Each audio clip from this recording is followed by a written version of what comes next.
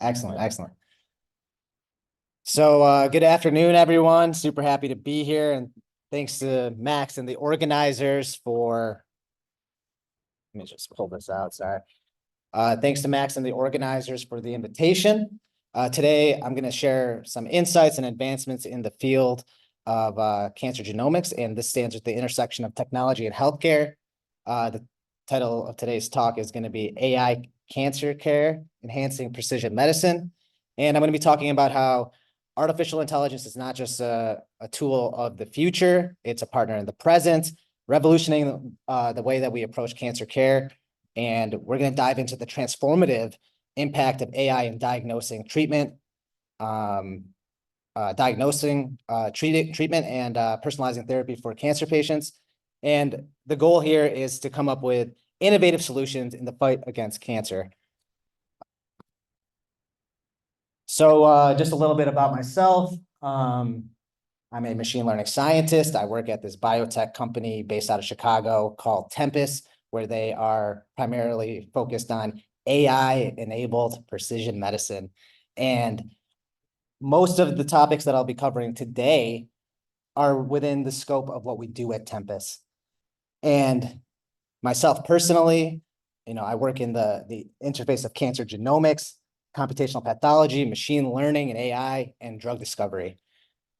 Some previous affiliations, I was trained at Ohio State and Roswell Park, and that's where I got most of my experience, and I hope to tell you guys a little bit about that today. So let's consider a real-world impact case study. So here we have a 42-year-old teacher with an advanced lung cancer. She presents with a tumor that's unresponsive to the immune system. The initial chemotherapy brought in limited results and tough side effects. Through advanced analysis, pathways were identified to make her tumor recognizable by her immune system. A combination therapy was used to convert this tumor from what I'll talk about in a moment, from a cold tumor into a hot tumor, and then immunotherapy was administered, which significantly shrank the size of the tumor, improving her health and quality of life. She was able to return back to her passion for teaching and spend time with her family.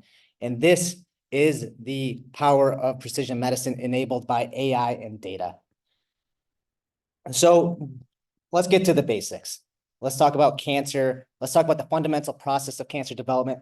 On the left here, it begins with the normal cells, which are the basic unit of life. They're organized and functioning within their defined boundaries. However, due to environmental or gene environment factors, the cancer can undergo abnormalities or the cell can experience abnormalities or mutations. And as these abnormal cells begin to multiply, they'll turn into what we know as a mass, known as a tumor. The tumor can remain benign, or it can progress into a malignant state. Tumors are characterized by two critical components, which are angiogenesis and invasion. Just very briefly, angiogenesis is the process by which the malignant cells can get its own blood supply, nutrients, oxygens for further growth. Invasion is the next step of progression. It's detrimental because this is where cancer spreads into the surrounding tissue, disrupting normal function. This progresses into this progression is what we aim to detect using AI as early as possible so we can enhance our precision and speed, identifying these critical changes.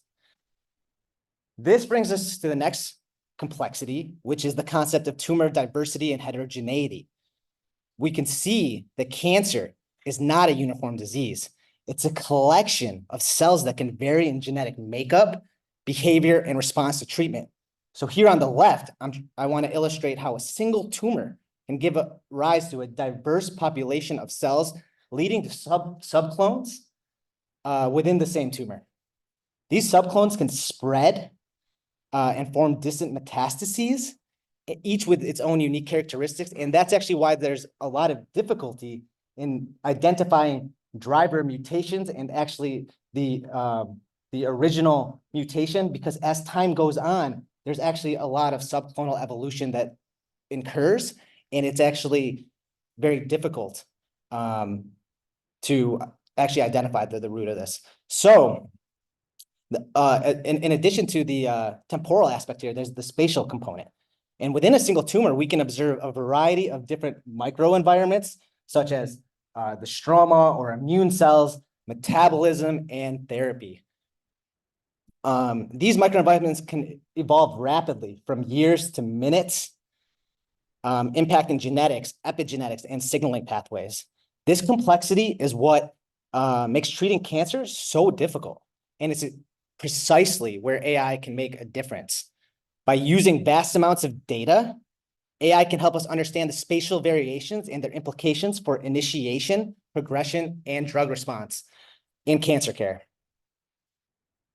So having discussed the spatial and temporal dynamics of tumor evolution, let's now look at the complexities that influence the tumor's interaction with the body's immune system and how this interaction and understanding can result in varied responses.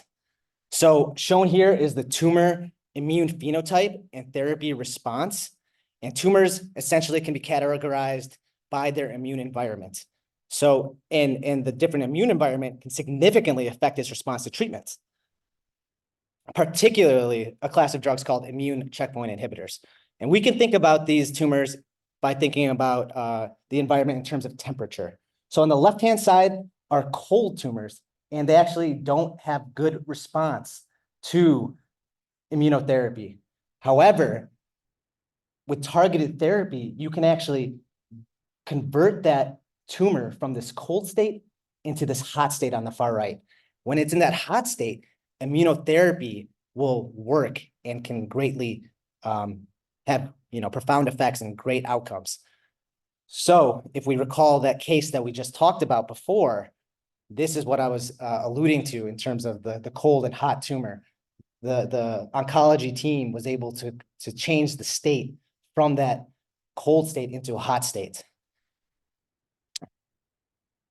So now we've talked about immune phenotypes and their responses, and we can see that there's a strong need for personalized care and treatment. This leads us to the concept of precision medicine. We're moving away from this top portion of the slide, this one treatment that fits all. So for example, we have patients with colon cancer. They're all given the same therapy, and you can see that some subset of them have a good effect. Some subset has no effect. Other subset has adverse effects. And now, or even the present, we can look at the data of the patient, for example, their blood, their DNA, urine, tissue analysis, and we can provide therapies that are targeted specifically to the genetic makeup of that person. So now, this is the current state or the future state. And now imagine this level of personalization at scale enabled by AI. This integration can signify a transformative shift from the broad spectrum treatment to precise data-driven care. So let's keep this all in mind. This is a promising future. How did we get here, and how are we going to move past this? So let's dive into the technological advancements that are making this personalized approach possible. So one of the biggest key advancements in genomics is next generation sequencing. And this is actually what we do at companies like Tempus. It has revolutionized our approach to detect and analyze cancer at genetic levels with unprecedented precision. Imaging AI can extract more information from medical images than ever before, aiding in the detection and characterization of tumors from radiological images or pathological slides, and a new emerging field of wearable health technology that has real-time continuous monitoring of vitals, of labs, of any type of data that may be interesting or relevant to your treatment. And I actually have very limited experience in wearable technologies. I'm not going to talk too much about it, but just know it's an emerging field. And now that we understand which technologies are being used for personalized treatment, let's talk about the data from these technologies and how it enables moving from bedside or bench to bedside, and how big data can integrate and be involved in translational sciences to transform patient care. So shown here is the essence of big data and translational AI. We can see here the flow of diverse data sets from metabolomics to imaging. We could see genomics, transcriptomics, and epigenetics, or electronic health records. These are all layers of a complex, multi-dimensional data that AI is adept to integrating and analyzing. And then on the translational side, we can see how this, in this diagram, how AI synthesizes information to inform clinical decisions, drive mechanistic studies, and lead to the development of new therapies. This process doesn't end with a single cohort. Cross-cohort aggregation is needed in order to allow for the vast knowledge transfer that's required and data reuse to refine algorithms and continue to improve our models that we rely on.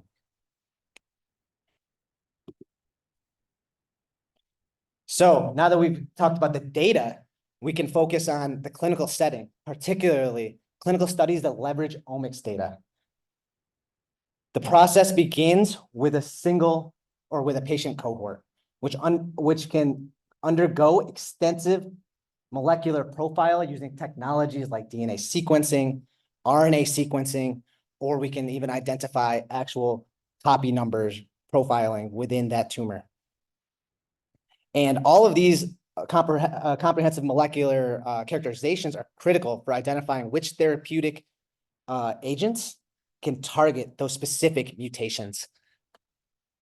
And for this example, a tumor board would review the molecular data, and they would assign treatments looking at different gene-drug relationships if no other biomarkers were available.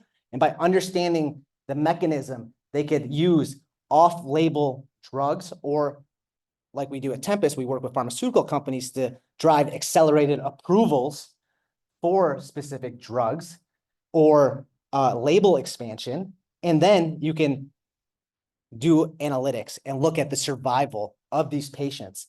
And shown here, we're looking at things like progression-free survival, overall survival, and we can compare how the canonical treatment works versus an AI-enabled treatment. So this is the field that I work in. This is digital pathology or computational pathology imaging. And here we use computational techniques that are completely reshaping the way pathological data is being utilized. Now, pathological slides, instead of looking at them under the microscope, we can digitize them and look at them with computers, and we can do image processing. So shown here are different computational pathology tasks like diagnosis, prediction, prognostics, and some miscellaneous tests that are very important. For the diagnostics, we can do things like tumor detection, segmentation, so we can actually identify which cells are present on that tissue. We can do things like disease diagnosis, quantification, cell analysis. For the prediction setting, we can actually predict which mutations are present on the tissue. We can actually forecast survival. And then in terms of prognosticators, we can actually give the risk of recurrence or metastasis based off the tissue. And in terms of additional important tasks, we can actually, instead of a pathologist going through the slide and annotating all the different cells, we can use AI and machine learning for annotation and scaling the annotation of the slide structures.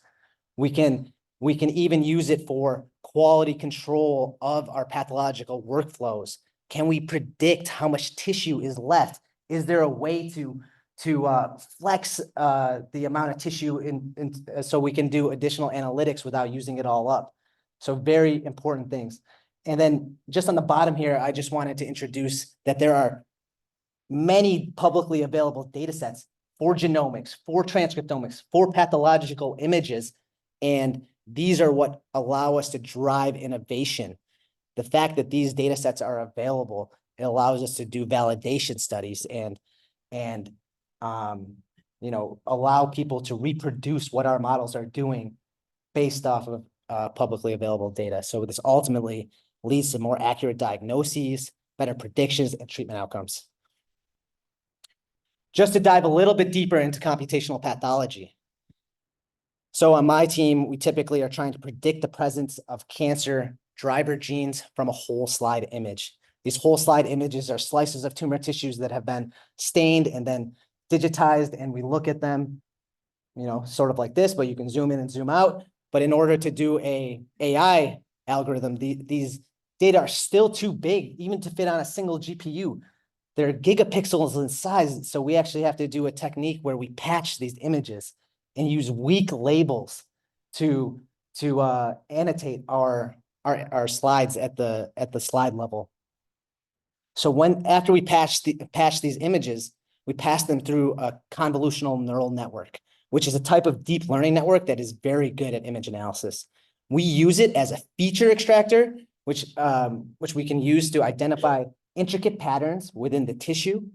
And then, as I was talking about, we want to integrate genomics data as well. So this genomics data has been, normalized, and biases have been removed from it. It's been pre-processed, and then it gets integrated within the histogenomics pipeline at key points in order to give a much more holistic relationship between these two modalities in order to come up with a single outcome prediction.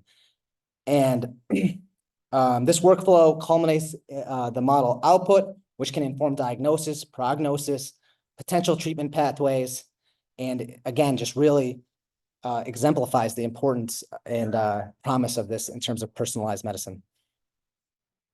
So let's recall the 42-year-old woman who had the advanced lung cancer. Her tumor was immune cold. So that means that there is actually what we call a low prevalence of tumor infiltrating lymphocytes, which means without those lymphocytes being present, it actually isn't a good option for immunotherapy.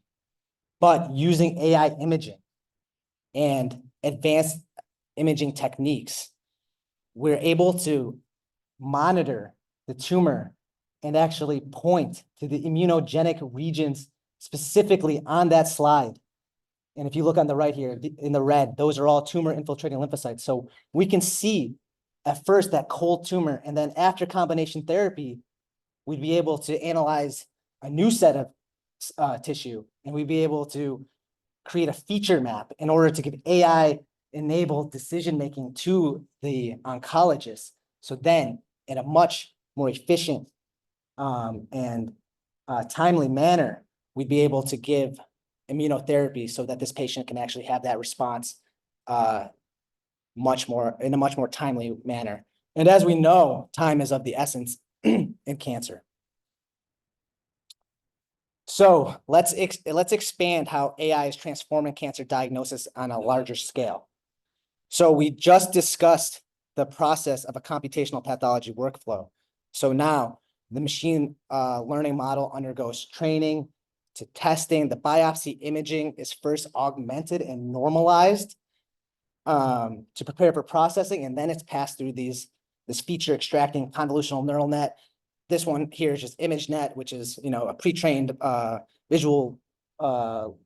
pre-trained large image model that can be used for object detection. And the features are extracted, and then we can make a prediction on diagnosis. It's very essential, and then we can retrain to correct for false positives and enhance the model's accuracy over time. Below shows how AI can be integrated into the biopsy analysis process.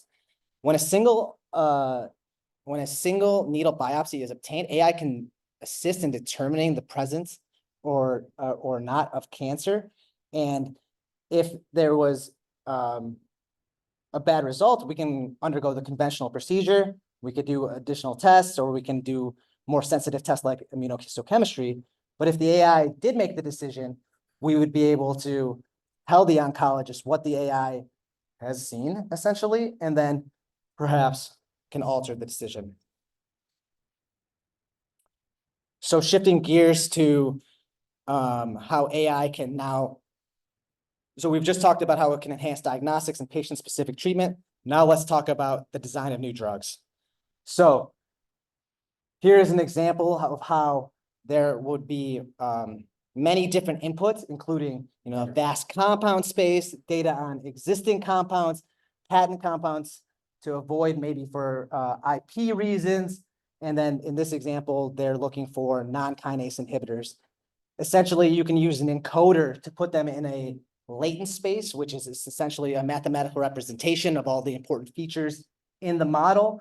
And then it can go through a decoder where it will then generate a novel compound. And the compound will be designed in a way that actually very specifically and precisely targets the biomarker of interest. And it's a very exciting time, and these new approaches enable faster and more innovative development for treatments for diseases. So the next natural question would be, how do we combine these different data modalities? Where are we headed in the future? And how is AI expanding in medicine?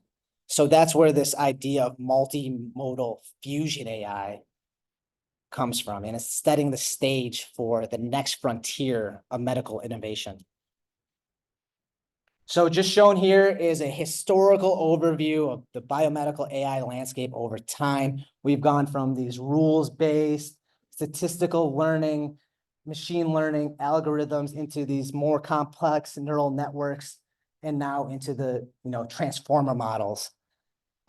It's come a long way, and in each part of this, we continue to use these new techniques in order to make better predictions and make better diagnosis and make better decisions.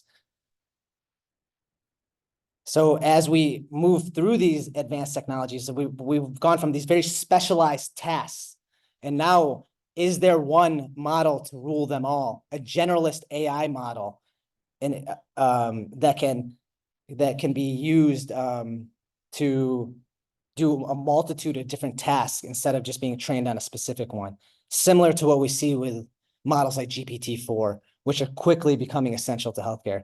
These large foundational models are robust and are trained on a diverse amount of data and different data sets. And I'll talk about them in a moment. But in this example, we can see that there's an image and text, and they get passed through this transformer model, and we can get a text prediction and a task classifier. And we're able to do several different tasks, all with the same model. And this is a promise to consolidate and potentially replace task-specific algos, offering a more streamlined and effective approach to tackling complex biomedical challenges. So this is just an example of a foundational model that came out this year from Google DeepMind called MedPalm-M. And you could see that it was trained on all sorts of different data types: pathology, medical images, radiological reports, dermatology, and it's able to do several different tasks: medical question and answering, medical image classification, genomic variant calling. And it's very exciting. The Google model is not available, but there are publicly available foundational models like Biomed GPT that the checkpoints are available. But you could see a world where this is going to become a thing, and foundational models will be used broadly. I'm not going to dive into too many details about this paper, but encourage you to look it up. So now we've seen things about foundational models and how they can transform a range of medical tasks. Now let's consider the broader trajectory of where AI in healthcare is headed. So here is a prospective schematic layout. It maps out a comprehensive approach to biomedical AI. It starts with multimodal data, unannotated, encompassing everything from pathology images to electronic health records. The vast data set fuels self-supervised learning, negating the need for paired data and allowing for the foundational model to learn the inherent structure from the data itself.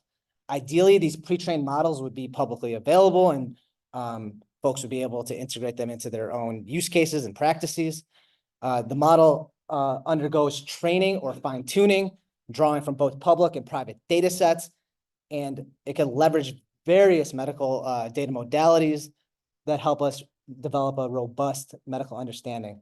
And then it can be used for a multitude of specific tasks like qualitative image analysis, new disease detection, decision support, telepathology, a wide variety of different things. And what this is doing is really laying out the transformative potential of AI in cancer care and research. So I saw this image from Eric Topol, and it, I think, creates an idea of where we're headed in this idea of a general medical AI. So again, shown here are a multitude of different modalities and being trained on literature, publications, clinical notes. And then there's going to be a world where we can actually have Q&A exchanges with the AI. Where on this image is the cancer? Where on this image is there a morphological change? And it'll be able to tell you, in the top left of this image, we see an abnormality. Maybe it's hidden behind a clavicle and the radiologist doesn't see it, but the AI did. And it can help inform very important decisions. And then with that, as we can see on the bottom here, this comes with an additional component where we need to have, obviously lots of regulation in terms of how these are approved, how these were trained, were they validated, did they go through clinical trials, are they free of biases, and do they overcome some of the social barriers that often comes with treatment. So the general medical AI could support medical practice, such as providing bedside decision support by analyzing electronic health records, audio data, and assisting patient care. It could also be grounded in producing radiological reports where AI's interpretation of imaging is directly tied to clinical evidence. And lastly, AI could augment procedures, giving real-time information and explanations, enhancing the accuracy and safety of intervention. So let's just circle back to the patient case. So now we've talked about the transformative potential of AI. And so now in this advanced healthcare setting, the AI's comprehensive analysis of multimodal data, electronic health records, genomics data, clinical data has helped facilitate a rapid assessment of the 42-year-old woman's lung cancer. In real time, they were able to identify that tumor was immune cold, and real-time imaging was able to show if you treated with this combination therapy, we could shift it to this immune hot phenotype. And then almost again in real time, the team learns of these changes and is able to change the treatment to immunotherapy and reduce the tumor burden. This is the world that I think we're going to be heading into. There's obviously a lot of different challenges involved in this. However, this is what AI's potential is. So we have the same outcome as before, but this time in a more timely and efficient way. And then lastly, to wrap this up, I just want to say that AI is rapidly innovating, and in the realm of AI and biomedicine, we really stand on the brink of an ethical frontier, and it's paramount that we navigate this terrain with patient privacy and data security in mind, and that every step is taken to service those that us in the healthcare field aim to heal, and that the promise of AI is only as good as its proof, and that we need to make sure that we continue to do rigorous validation and clinical trials to monitor the efficacy and safety of these decisions. And we need to remember that healthcare is a right and not a privilege. So as we deploy AI, we need to make sure that we have access to it, and it overcomes these barriers that are often socioeconomically linked, and equitable healthcare solutions are brought amongst all people, and that the future of AI in healthcare is it's an interdisciplinary chorus, if you will. It's not solo, and we need to orchestrate responsible evolution of these AI technologies. And then in our pursuit of advanced healthcare, we need to be vigilant against biases, and our goal is to create a fair AI that serves the populations that it's meant to. And then finally, that the integration of AI in healthcare is not just about smart technology, it's about building smarter trust and enhancing the partnership between machines and humans.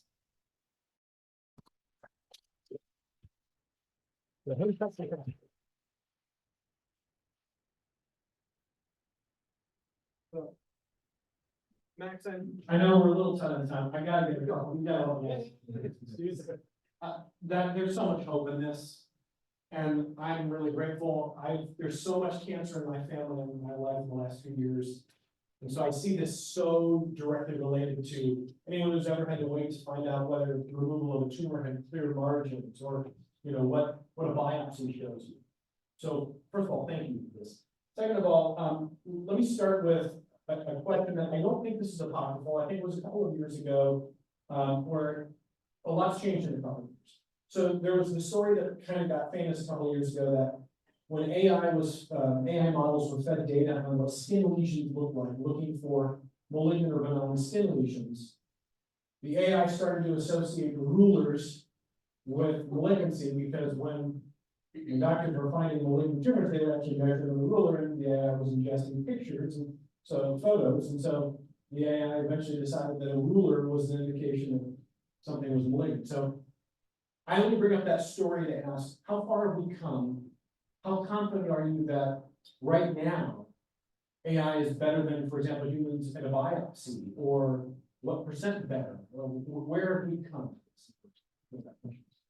That's a fair question. Yeah, absolutely. It's a fair question, and excellent question. So in pathology imaging, often we do see markers on the slides where a pathologist will circle where they see cancerous cells or maybe different morphologies. And also there could be annotations. Sometimes they just write on them. And when we digitize them and train AI models, we take this into account. So basically we have image detection techniques for markers, for tissue, and we use those at the beginning of the process to ensure that what's the image that's being processed as input only has tumor tissue, for example. And that has given us much more reliable results in terms of predictive models, and we're not picking up as much noise associated with the image based off of human annotation. So to answer that question, I think we're doing much better. Now, are we getting better than humans or clinicians? And we're getting, the AI models are getting pretty good. The amazing thing is now that we can think about these as being trained on billions of billions of hours of information, when, a physician's only trained on, tens of thousands of hours. And actually, when you have multiple oncologists look at the same case, sometimes the results there'll be inter-rater variation. I think what we're seeing with these, as I call them, like AI co-pilots, what we'll see is that there'll be more convergence towards the right answer. I think we'll always want to have the clinician or oncologist involved in that process, but now we can actually help drive those decisions in a way that lead to better outcomes and more specific outcomes. I just have one more, maybe we get a few in the audience. And forgive me, this is a little clumsy. I want to make sure I understand what may be capable now or in the future. So it's one thing to say that in a biopsy, how would an AI do versus a human evaluation of a biopsy to determine the presence of cancer? It's another to say, we're going to use AI to essentially measure whether recurrence is gonna happen, how likely recurrence is, and that, of course, anyone's gone through cancer, that is a big thing. How much time of a time horizon do you need to have a sample size that says, okay, we're pretty sure that this is gonna be better than humans, or as good, or getting better, because AI is still new, and people for years will wonder if their cancer's coming back. So I guess what I'm asking is, do we just need more time to see that it's working, or can you determine in a shorter amount of time that AI will do really well in dealing with recurrence? Again, great question. I think in terms of getting closer to real-time diagnostics, I think we're still a bit away from there. But we are creating amazing AI algorithms for this kind of prognosticators that you're talking about in terms of recurrence and metastasis. So there are companies out there, and there's actually an FDA-approved prostate prognosticator right now that actually uses a pathology image as its input and is able to tell you how you would respond to chemotherapy under certain conditions. So it's improving rapidly. However, as you just mentioned, lots of data is required. Lots and lots of data is required, especially for these whole slide images. Usually thousands, tens of thousands, even millions of images for good diagnosis. The issue here is the labeling, right? Currently, a lot of the labeling is done by pathologists, human annotators, and it's very cumbersome and tedious and has some error associated with it. So currently we're trying to build new models to help scale the annotation in a way that we'll be able to leverage more of the unannotated data in a way that will lead to better models. In the audience, so 1 or 2 questions? Yeah.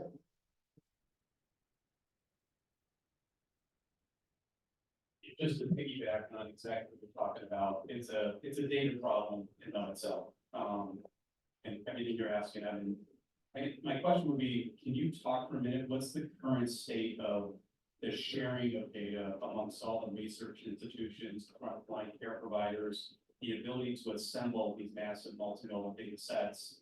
That's been a barrier in the past. Is that now improving? Are we getting to a better point of, again, everybody sharing what they have access to so that these models have more data to work with?